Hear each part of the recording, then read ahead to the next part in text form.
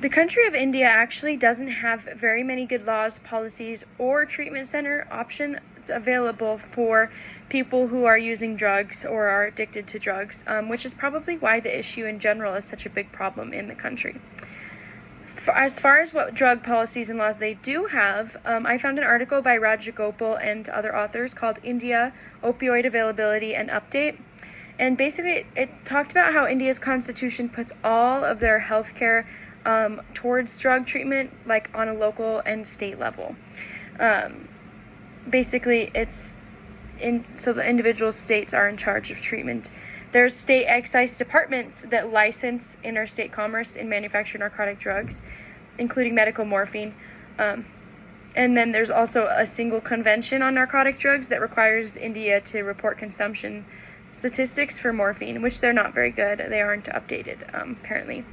Also, in that same article, it talked about the one law that they do have. It's called the Narcotic Drugs and Psychotropic Substances Act, and it came into effect in 1985.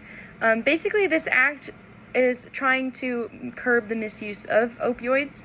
It requires cumbersome licensing procedures that are make it really difficult to get a hold of any kind of medical drugs like morphine, and then it also gives extremely harsh punishment to people who are using or abusing drugs or distributing as well. It kind of groups them together, users and distributors, in that law.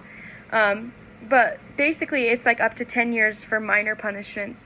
So their goal seems to be to just prevent the use by scaring people into like, oh, this will happen if you are using. The problem is because of the licensing procedures, it just makes it really difficult for medical professionals to access opioids they need. The only other thing about laws that I saw was in an article by Sharma S.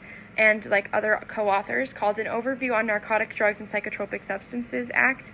Basically, this talked about how India is is a member of 3 different United Nations drug conventions.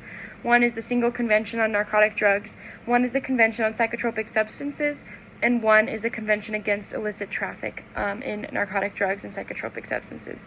Basically, these created a couple treaties that helped abolish non-medical use of opium and cannabis, which ended up being an issue because a lot of religious services in India use cannabis.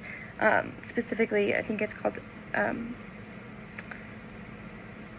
Bhang, a type of cannabis they use in their religious services. So that this law, or the treaties that the UN created, made it a little more difficult. So they ended up leaving, I believe, one of the the conventions. As far as different law enforcement ways they're preventing substance abuse, there wasn't really a whole lot. An article again by Sharma N. called Preventing Substance Abuse Among Street Children, I had one other co-author, talked about a master plan that they created in 1994 that focused on the establishment of treatment and rehabilitation centers, as well as training on how to prevent abuse. So mostly it focused on children because there's a lot of adolescent drug abuse in India. But it talked about how if you created a safe and secure environment for children, then there would be less abuse. If you also made it harder for children to get access to drugs, then it'd be helpful.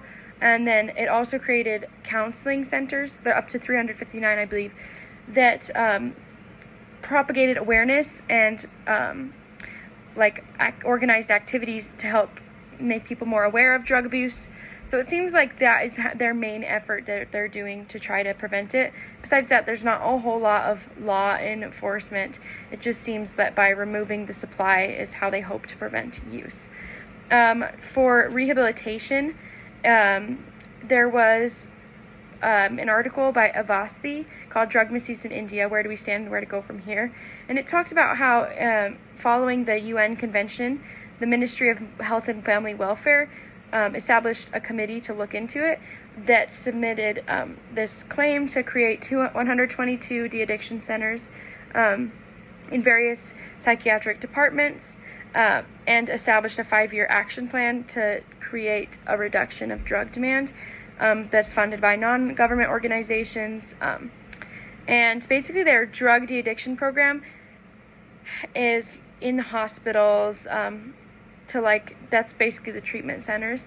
And then they also passed the Mental Health Care Act, as in the same article, in 2017, that included alcohol and drug use disorders under its ambit, basically increasing, making it so that drug abuse was acknowledged as a human disorder.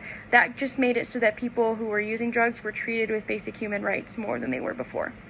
The other article that talked about treatment centers was one called by Dewan A. and co-authors called Treatment of Substance Abuse Disorders Through the Government Health Facilities.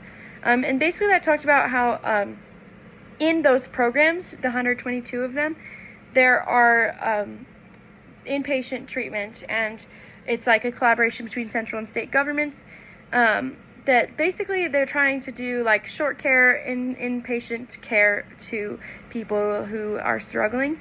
The problem is the doctors don't have hardly any training. They just pull regular doctors and give them, it says at sometimes even 7 days of training, up to 14 though, on how to handle substance abuse, which makes it so that they're just not very good at taking care of it and solving the problem. And there's also hardly any funding for these treatment centers. And it's just not very accessible for patients. In addition to this, the medicines that could be helpful in like drug disorders are not able to be accessed very easily, which again just makes it hard to treat people who are struggling. So based on all the different lack of treatment centers and law enforcement strategies, it's pretty clear that India still has a problem, and they just aren't doing a whole lot in general to help prevent drug abuse and drug misuse.